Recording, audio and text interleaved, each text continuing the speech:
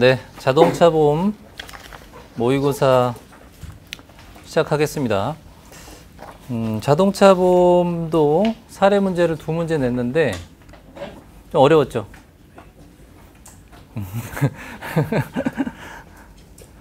조금 어려웠죠? 많이 어려웠어요? 많이 어려웠어요? 이게 시험이 사례 문제가 2문제 나와요. 근데 지금 제가 출제한 수준은 시험 수준보다 좀 높아요. 그래서 그보다 조금 낮춰서 시험에 나올 거예요.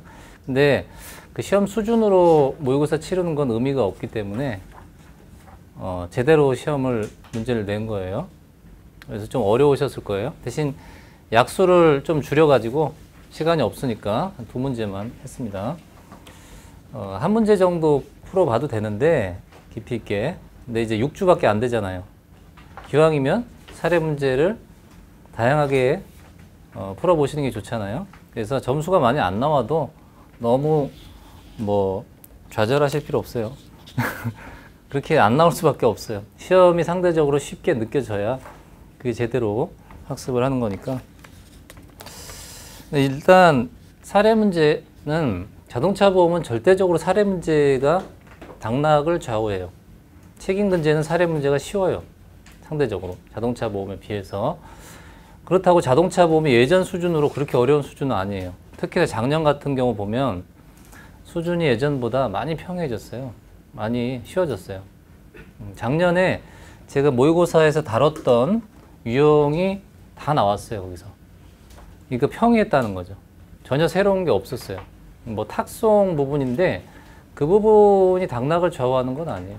대리운전으로 하든 탁송을 하든 그것 때문에 점수가 깎이고 그런 건 아니에요. 그래서 기본적으로 작년 같은 경우도 양도라든지 상속 문제, 그리고 또 뭡니까? 취급업자? 대리운전은 나올 거로 생각을 했었고, 그리고 양도가 한동안 안 나왔기 때문에 또 역시 다뤄봤고, 그리고 이 자동차 보험은 오히려 사례 문제 내기가 좀 편해요.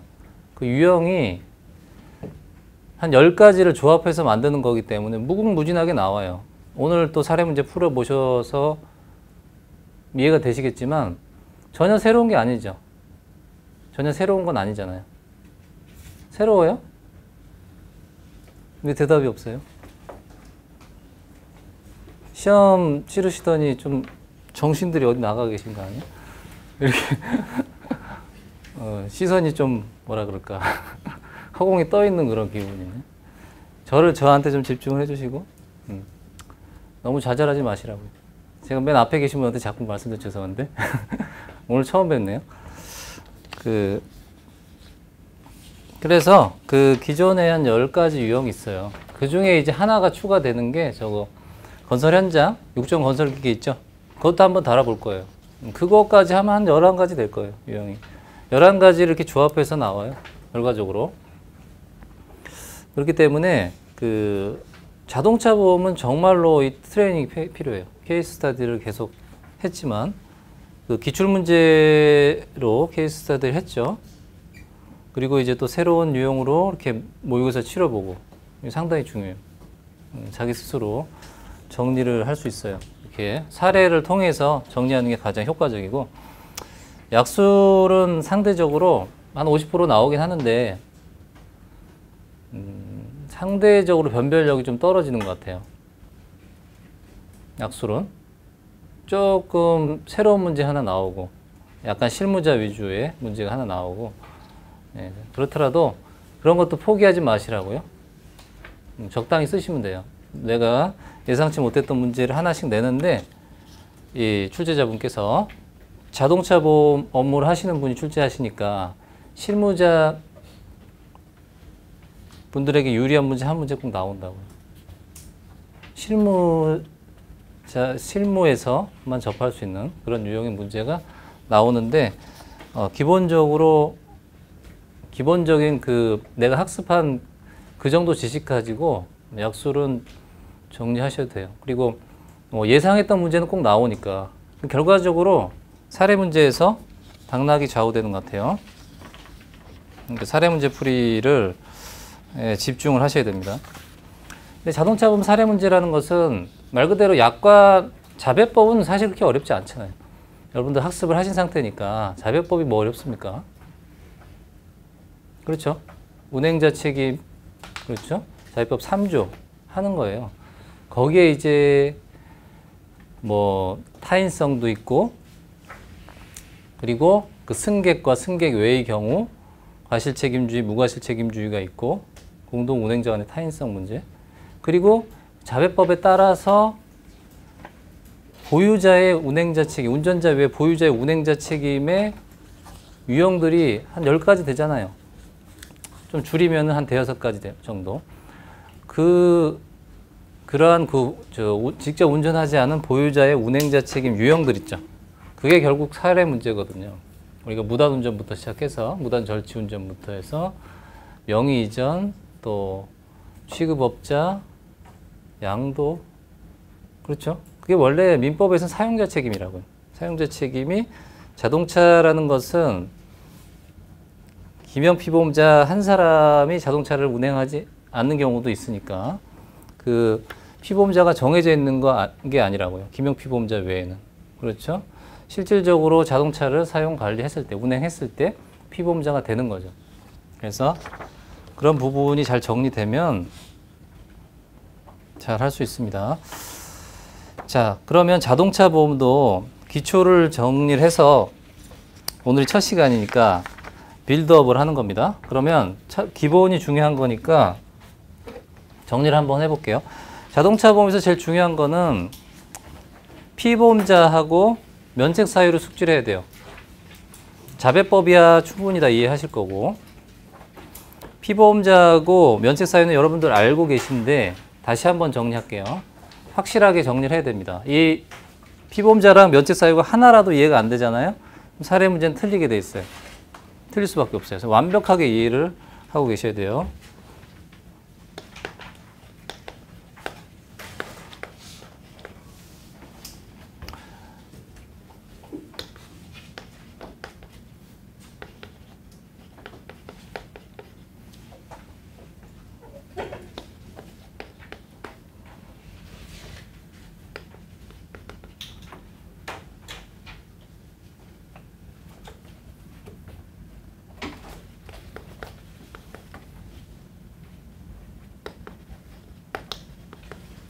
자, 이렇게 보면 되죠, 우리는.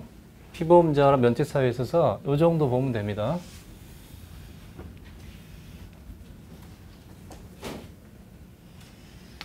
자, 피보험자부터 보겠습니다. 피보험자는 김영 피보험자를 기초로 해서 친족이 있고 승낙, 사용, 운전 피보험자죠. 그래서 김영 피보험자의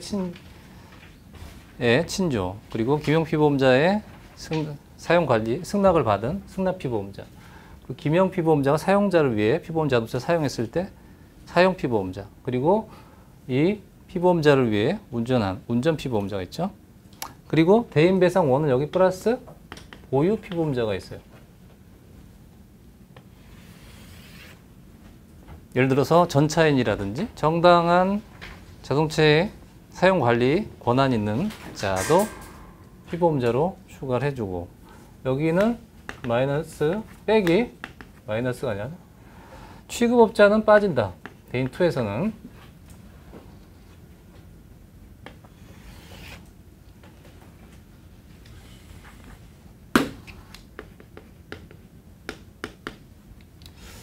자손에서는 어떻게 됩니까? 기친 승사원 플러스 부배자죠.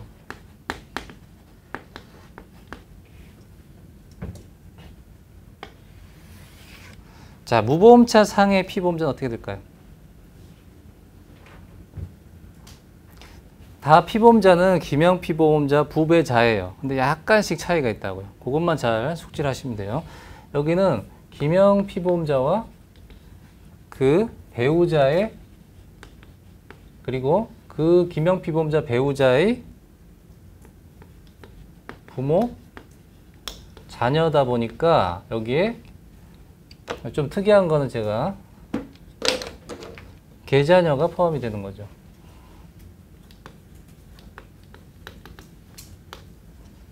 그리고 승낙, 운전 피보험자 이렇게 되죠. 그리고 여기 김영 피보험자 부배자는 탑승 불문이고, 여기 승낙 피보험자 운전자는 탑승 중이어야 되고요. 그리고 여기는 취급업자가 역시 빠지고, 만약에 김영 피보험자와 부배자가, 김영 피보험자가 법인인 경우, 기피가 법인, 자, 법인 무보험차 상해인 경우는 탑승 중을 요건을 한다. 이것도 한번 문제가 나왔어요. 기출문제 중에. 법인 차량인 경우, 탑승 중인 경우. 그러니까 그 사례에서 잘 이 부분을 검토를 해야 되겠죠.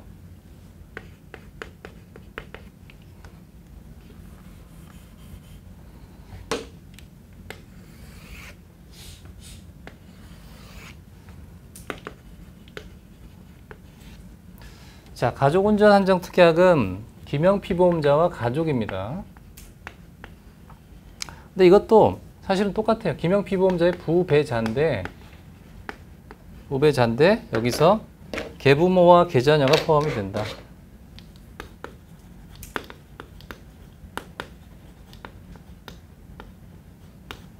그리고 며느리, 사위가 포함이 되고요.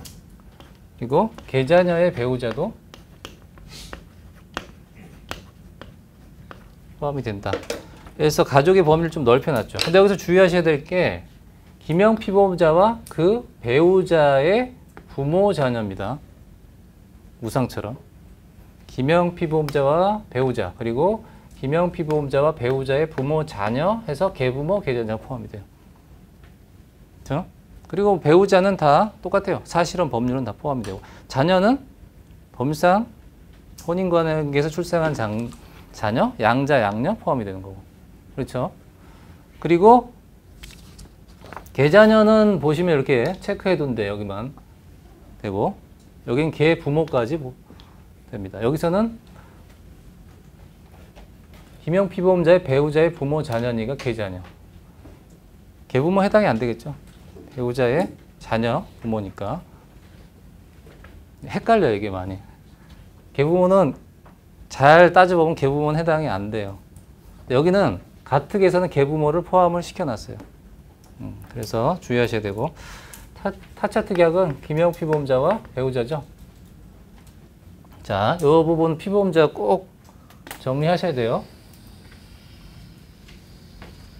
자, 그 다음에 면책 사유를 보겠습니다.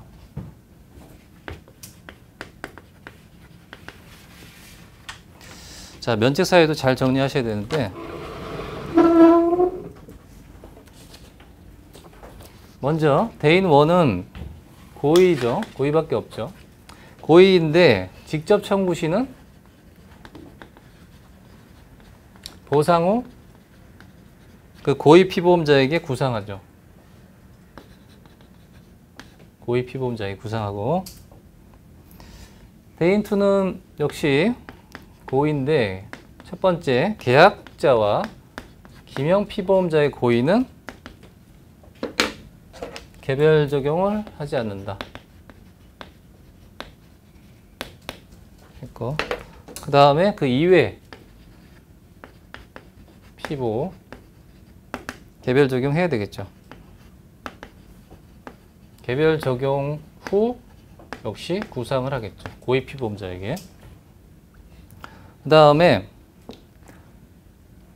유상운송이 있어요. 반복성, 그리고 영리성을 요건을 하죠. 그리고 시험용, 경기용, 연습용. 여기도 역시 개별 적용을 하지 않습니다. 그렇죠? 그 다음에 계약상 가중 책임 구상 안 하고, 그 다음에 사고부담금이라는 게 있어요. 사고부담금이 대인 원투 공통 음주 뺑소니 이게 대인 원투 합산해서 300입니다. 그리고 대인 원은 무면허 운전의 경우 300. 여기는 무면허는 면책입니다. 면책인데 첫 번째 피보험자 본인 그리고 두 번째 기명 피보험자의 명시적, 묵시적 승인. 자, 이 개별 적용하라는 거죠. 그리고 가족 사상 면책. 가족은 타인인데 대인배상 1에서는 타인이기 때문에 보상이 되지만 대인 2는 가족 간의 사적 자치 영역이라는 거예요. 이거는 피해자 보호를 위한 제도고 법정 책임이 있지만 대인 2에서는 면책인 거예요. 가족. 그래서 피보험자의 부모, 배우자, 자녀는 대인 2에서 면책이죠. 여기도 역시 개별 적용해야 돼요. 그 피보험자의 부모. 근데 만약에 그 피보험자의 부모, 배우자, 자녀가 아니다? 그러면 개별 적용해서 보상을 해야 되는 거죠. 그 다음에 산재에서는 피용자재 그리고 동료재해 면책. 역시 개별 적용하라는 거죠. 다만 산재 초과 담보.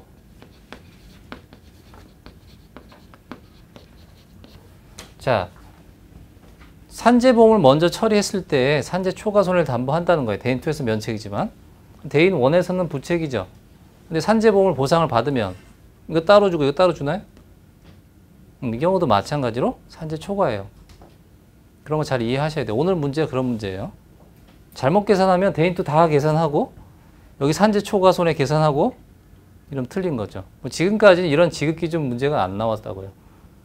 그래서 일반적으로 책임론에서 배울 때는 대인 2는 보상하고 산재 사고일 때 대인 2는 면책이다. 다만 산재 초과 손해만 담보한다. 이렇게 배우니까 개념이 이해가 안 된 거예요.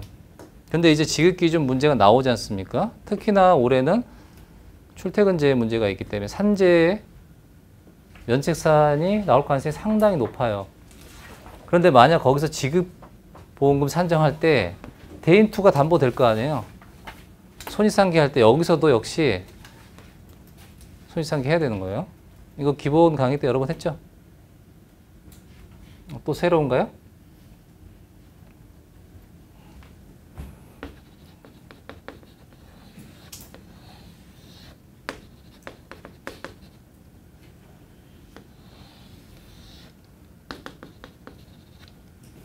자, 일반적으로 산재를 먼저 보상을 받잖아요. 지금 산재 사고더라도 대인 2는 다 보상한다는 거죠. 그렇죠? 대인 1은. 대인 2는 어떻게 하겠다는 거예요? 면책인데 산재에서 보상을 받으니까 면책인데 초과 손해를 담보한다. 그러니까 엄밀히 따지면 전체 면책이 아니죠. 그렇죠? 그런데 이게 산재 보상을 다 받았어요. 산재 보상 받고 여기하고 여기 이렇게 주나요? 산재 보상을 받게 되면 이 산재 초과 손해를 담보한다는 것 자체가 이게 말이 안 되는 거예요. 그래서 없는 거예요, 이게. 그러니까 이거 이론만 배우고 나면 도대체 뭐가 뭔지를 모른다고요. 이러나 저러나 결론은 산재 초과 손해예요. 다만 산재 보험 말고 대인 1만 따로 청구할 수 있다는 거죠. 그러면 대인 1만 산재 청구하지 않고 자동차 보험만 먼저 청구할 수 있다는 건데 자동차 보험만 먼저 청구하게 되면 이렇게 보상이 되겠죠. 그러면 자동차 보험만 청구했어요. 산재 처리 안 했어요. 그러면 이렇게 또 역시 대인 2는 없어요. 산재 초과를 해야 산재 청구를 해야 산재 초과 손해가 나오지. 이 개념을 잘 이해를 하셔야 된다고요. 이런 문제가 나와버리면 그래서 이번에 이런 문제를 낸 거예요, 제가. 그러니까 이 약관만 가지고 이해를 하면은 도대체 이해가 안 돼요. 사실은 근제보험을 배우면서 이런 걸 쉽게 이해할 수 있어요. 그렇죠. 근제보험 사배책을 이해하면 쉽죠. 결과적으로 근제보험 사배책과 다를 바가 없어요. 그런데 자동차 보험만 청구할 수 있다는 거죠. 이건 선택 사안이에요. 근데 산재 청구를 하는 순간, 산재 보상을 받는 순간 이거는 산재 초과 손해가 돼버리는 거예요. 그래서 우리가 약관에는 이렇게 돼 있지만 대인 1에서는 보상하고 대인 2에서는 산재 초과 손해만 담보다. 근데 산재 초과 손해 담보한다는 건 애초에 산재 청구를 했다는 거죠. 여기서도 마찬가지로 산재 초과 손해예요. 그런 부분을 좀 이해를 하시라는 얘기죠. 이 정도 수준으로 문제가 나와 줘야 될 텐데 모르겠습니다. 근데 나올 수 있지 않을까. 네. 지급 기준 위주로 문제를 낼 가능성이 있어요. 그전엔 그런 게 없다가. 그래서 그런 부분을 좀 첫 모의고사니까 꼭 달아보고 싶어가지고. 그랬을 때는 산재 초과 손해는 어디까지나 산재 초과 손해는 손익상계 개념이기 때문에 손해의 성질과 기간이 동일한 항목별로 또 공제를 해야 돼요. 그리고 지금같이 유족보상이 있는 경우. 그렇죠? 근데 유족보상이라는 것도 아직 뒤에 가서 할 건데요. 이 무상이나 자손에서도 산재보험금을 또 공제를 하잖아요. 그렇죠? 산재보험금을 공제하는 취지가 뭡니까, 그건? 그것도 역시 손익상계예요, 사실은. 중복보상하지 않게. 그러면 역시 이것도 무상이나 자손도 결과적으로 항목별로 공제해야 되는 거예요. 그런데 유족이 사실혼 배우자예요. 산재에서 사실혼 배우자가 다 가져갔어요, 유족보상을. 민사 채권이 남아있죠. 그렇죠? 그 민사 채권이 무상이다, 자손이다 하더라도 누가 가져갑니까? 실제 상속권자가 가져가죠. 그러니까 산재보험에서 받은 게 하나도 없는데 공제를 하면 될까요, 안 될까요? 안 되는 거예요. 약관엔 그런 부분이 명시적으로 없지만 만약에 공제를 하게 되면 어떤 문제가 발생해요? 사실혼 배우자가 가져왔는데 나는 자손에서 하나도 못 받고 무상에서 한 푼도 못 받는 그런 일이 벌어지죠. 예. 그래서 이 결과적 손익상계예요, 그게. 손익상계라고. 중복보상이 안 되도록. 보험이 여러 개인데 중복보상이 안 되기 위해서 대인배상 1 보상하고 대인배상 2에서 대인배상 1 초과 손해 보상하고, 그렇죠. 산재보상이 되면 대인배상에서 산재보험금 빼고 주고, 그렇죠? 했잖아요. 대인 1, 2에서 산재 빼고 주고, 무상에서 보상을 할 때 대인 1 빼고 주죠. 왜 빼고 주는 거예요? 무보험자 상해나 대인 1 보상 기준이 똑같죠. 지급 기준이. 안 빼고 주면 어떻게 돼요? 받고 또 바꾸죠. 그럼 실손배상의 원칙에 위배되는 거죠. 보험의 원리에 맞지 않죠. 이득금지 원칙에 따라서. 마찬가지예요. 그렇게. 똑같은 거예요. 무상에서 대인배상금 빼는 이유는 산정기준이 똑같은데 중복해서 보상받지 않도록 하는 거고, 자손에서 무상을 빼는 이유는 또 뭘까요? 과실상계하기 전 손해액에서 과실상계한 무상보험금을 빼야 과실상계 전에 과실상계함으로써 못 받은 손해를 추가로 자손에서 받는 거죠. 그렇죠? 이해되셨죠? 공제라는 게 결국 중복보상이 안 되도록 손익상계 하는 겁니다. 그래서 그런 개념을 좀 잘 이해하시기 바라고요. 자손 보겠습니다. 자손은 역시 고의가 있죠. 네, 여기서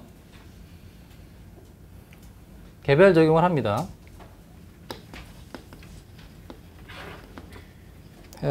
해서 본인만 면책이에요.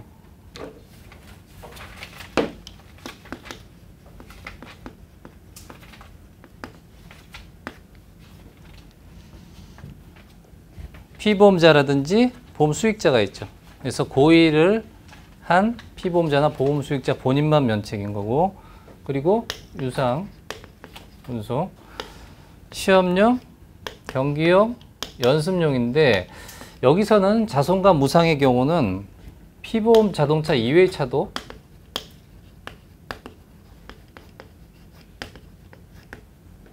량도 포함합니다.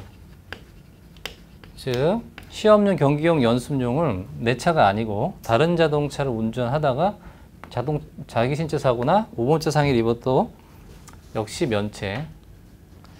그리고 이상위험, 여기 이상위험이 빠졌네요.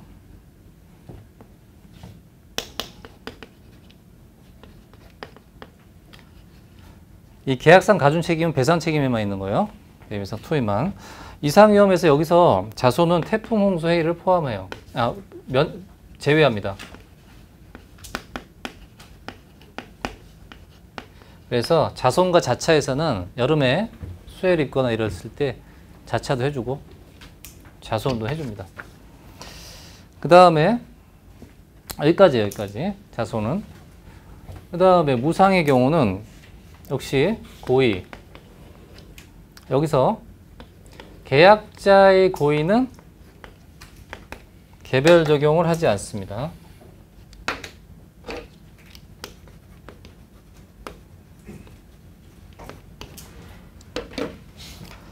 그 외에 피보험자와 보험 수익자의 고의는 그 이외죠. 수익자 고의는 개별 적용 합니다. 이렇게.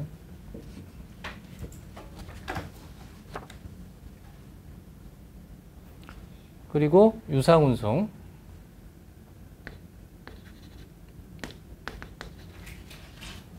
그리고 이상위험.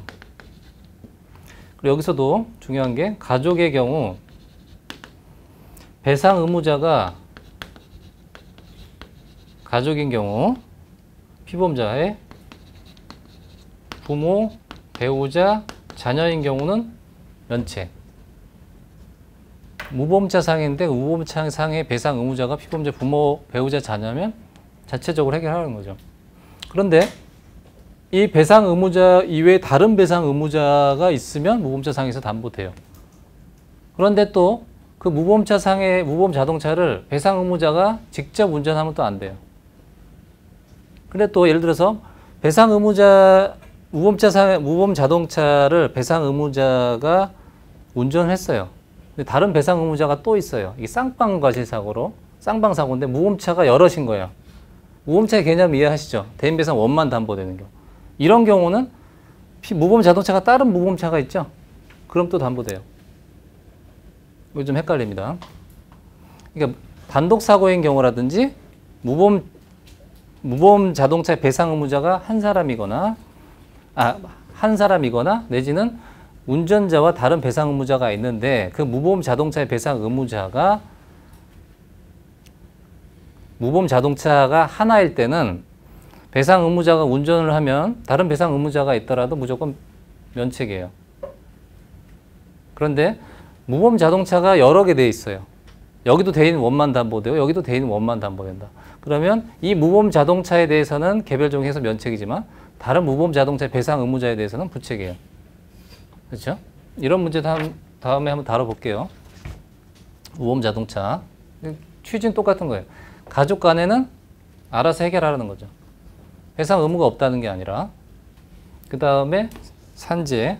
또 마찬가지로 인적관계죠. 배상 의무자가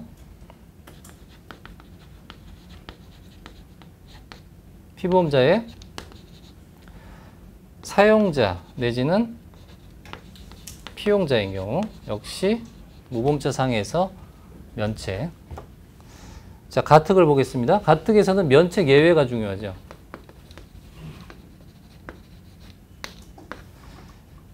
결국 개별 적용이에요. 첫 번째, 도난. 대인2와 자손에서 담보하고, 취급업자. 대인2. 됐죠? 이 면책 예외는 왜 어떻게 적용하는지 설명 자세히 드렸었죠? 그 다음에 타차 특약은 김역 피보험자 배우자고, 여기서는 면책 사유가 대인, 원, 투, 자손, 무상의 면책 사유 그대로 적용하고, 플러스 해서 8가지가 있습니다. 이 부분은 좀 헷갈리니까 꼭 정리하세요. 업무 중 사용자 소유 타차 운전.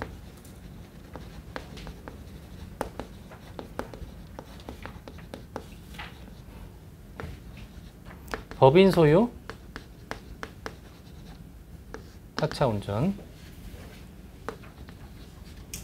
취급 업무상 수탁 차량 운전.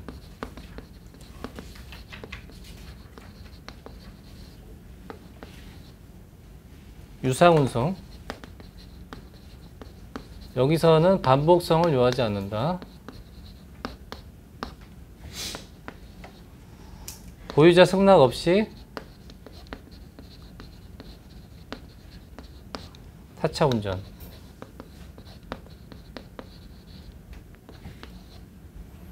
타차 소유자에 대한 손해배상 책임.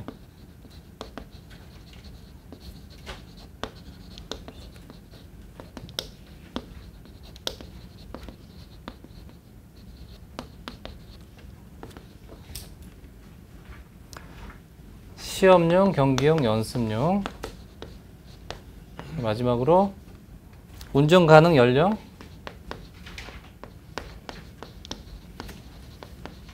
그리고 범위 위반. 됐죠? 이게 8가지. 자, 그리고 어쨌든 다 피보험자 개별 적용한다는 거.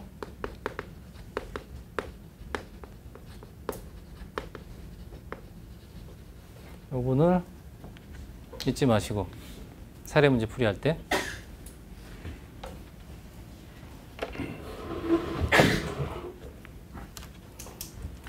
자, 이해되셨죠? 자, 그 다음에 이제 사례 문제 풀이할 때 사례 문제 풀이 검토 방법을 제가 설명드렸었죠. 지금 오늘은 100분 정도 줬는데 시간이 부족할 거예요. 100분 줘도. 그런데 실제 시험은 실전은 90분이란 말이에요. 그러면 사례 문제 풀이할 때 정리가 돼야 되는데 바로 답안 쓸 수 없잖아요. 사례 문제 정리를 하는데 이제 일반적으로 다들 뭐 제가 배울 때도 그렇고 그렇게 도형으로 이렇게 그림을 그려서 좋죠. 그러면 이해하기 좋은데 문제는 시험 치르는데 그 그림 그리고 정리하고 언제 그걸 하냐는 얘기죠. 저도 시험 치러본 입장에서 별로 효율적인 것 같진 않아요. 그래서 나름대로 제가 개발한 건데, 그렇죠? 여러분도 그렇게 활용하고 계실 것 같은데요. 사례 문제 검토 방법 했을 때 어쨌든 사례 지문에 주어진 내용을 근거로 해서 보험사별로 구분하고, 그리고 피보험자, 그리고 행위자, 피해자를 정리를 해서 그냥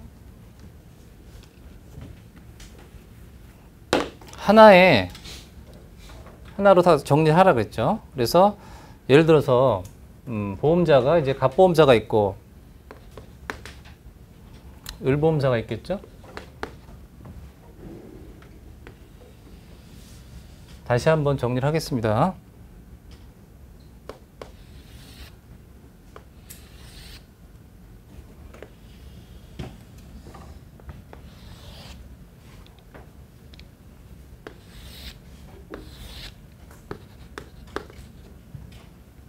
자, 보험자가 있고 피보험자가 있고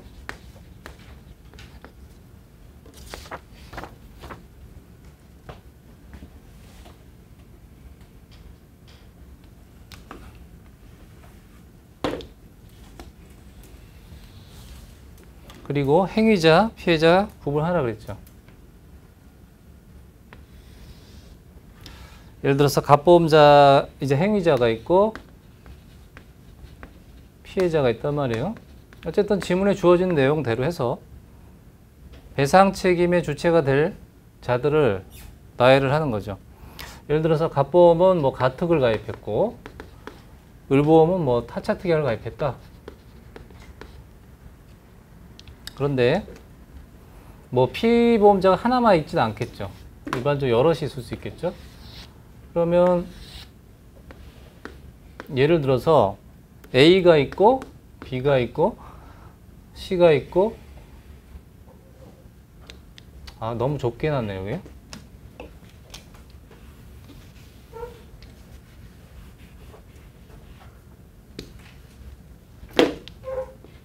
좀 지저분해졌네.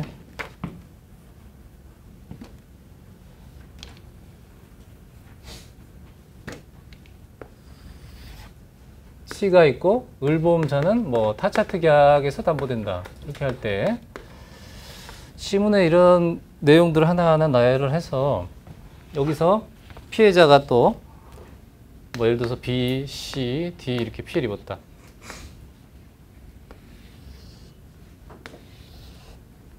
그러면 A는 예를 들어서 운행자고, 이건 예입니다. 운행자고, 예를 들어 C는 운전자다. 그리고 D는 또 역시 운행자다. 이런 경우 법적 책임을 가릴 때 먼저 여기 이제 보험자가 있고요. 첫 번째 보험자의 보상 책임. 피보험자, 보험자 간의 책임을 검토를 1단계에서 하는 게 아니라 먼저 1단계는 법률상 손해배상 책임을 먼저 검토해야 되겠죠. 즉 행위자와 피해자 간의 법률상 책임을 먼저 가려야 돼요. 그 다음 2단계로 보험자와 피보험자 간의 보험계약 관계를 검토를 해야 되니까 뭐 전에 정리했지만 첫 번째 우리는 단순해요. 이 자동차 보험은 자배법 제3조 해서 운행자 책임과 타인성 검토하는 거고, 그리고 이제 운전자 있잖아요. 운전자는 자배법상 책임의 주체가 아니니까 민법상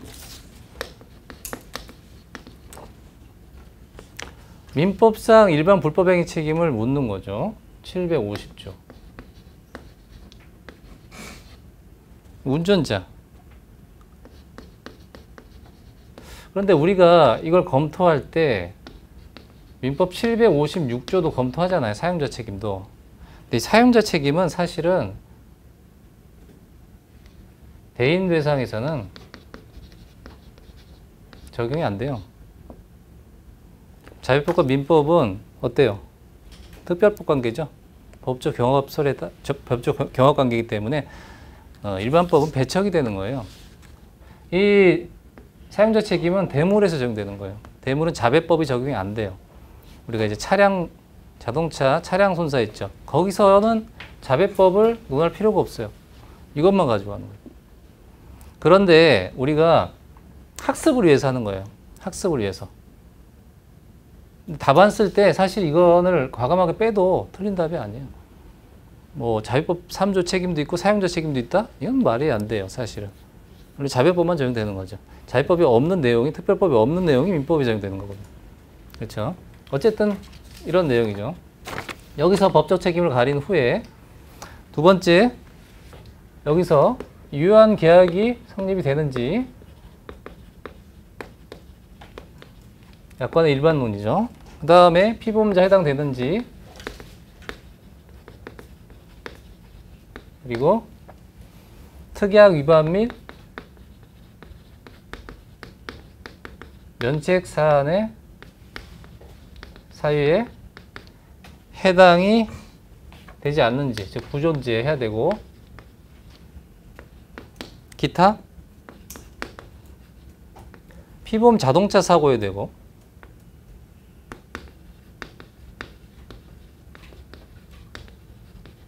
그리고 무보험차 상해는 무보험 자동차 사고가 돼야 되고, 이런 요건에 해당이 다 돼야 됩니다. 그래서 이 배상 및 보상 책임을 검토할 때 이런 부분을 완벽하게 해야 자동차 보험은 해결이 돼요. 뭐 하나를 내가 지금 여러분들이 지금 제가 저기서부터 여기까지 판설해드린 내용 중에 이해가 안 되는 부분이 있으면 그것부터 해결해야 돼요. 그거 해결 안 되면, 완벽하게 이해가 안 되면, 내가 좀 정확하게 모르겠다, 그 부분부터 해결해야 돼요.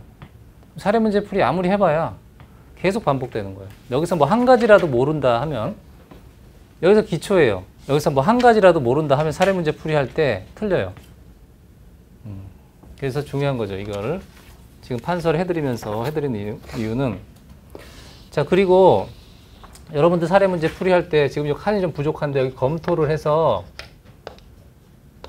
1번, 2번 검토사항을 메모를 해두라고요. 메모지에다가. 그래서 이걸로 해서 여기다 그러면 어떻게 됩니까? 하나하나 보겠죠. 이 1항을 먼저 봐야 되죠. 그러면 이 빈칸 하나하나 채우는 거예요. 그게 답이에요. 자, 그러면 첫 번째 A와 B의 관계에 있어서 첫 번째 이 법률상 책임을 검토해서 자해법 3조 책임이 있는지, 만약 있으면 어떻게 돼요? 2단계로 대인 1은 담보되는지 대인 2는 담보되는지 검토하는 거죠. 그리고 마찬가지로 하고 B가 B에 대해서 이게 자기 신체 사고에서 자손에서 담보되는지, 그렇죠. 마찬가지로 하나하나 다루는 거죠. A가 B에 대한 책임이 있는지, 즉 운행자 책임이 있는지, 타인에 해당되는지 마찬가지죠. 그리고 또 C도 자손에 해당되는지, 또 이게 만약에 무보험차 상해면 무보험차 상해에 해당되는지, 그렇죠. 대인배상 원만 담보된다든지 유한보험인 경우 그렇게 하나하나 검토를 하면 여기 결론이 나오겠죠. 그러면 예를 들어서 A, B가 다 담보된다. 그러면 이렇게 체크를 해놓으면 되죠. 담보되는 내용이. 그럼 요 칸에서 담보되는 게 몇 개 안 나올 거예요. 그게 답이에요. 정답이에요. 그런데 답안을 쓸 때 논리 전개를 해야 되니까 법률상 책임, 보상 책임 하고 쟁점 사항이 어떤 사항을 검토해야 되는지 이 부분을 하나하나 논술로 전개하는 거죠. 그래서 답안이 아주 출제자가 원하는 유형으로 잘 빼내야 되는 거죠. 내가 알고 있는 지식을 잘 정리를 해야 되는데 짧은 시간에 정리해서 매끄럽게 답을 쓰기가 쉽지 않다고요.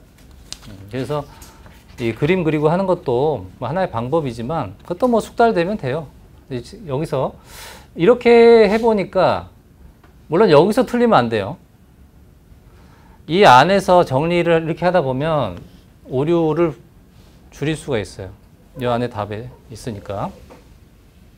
그래서 어디 하나 틀려버리면 다 틀려버리고 그림 그리다가 정리가 안 되면 혼란스럽습니다.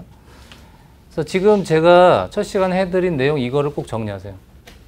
이 부분이 뭐 하나라도 이해가 안 되면 자동차 보험은 좀 어려워져요. 사례 문제가. 그렇죠? 자, 첫 시간 이 정도로 하고요. 한 10분 정도 쉬고 문제 풀이 하도록 하겠습니다.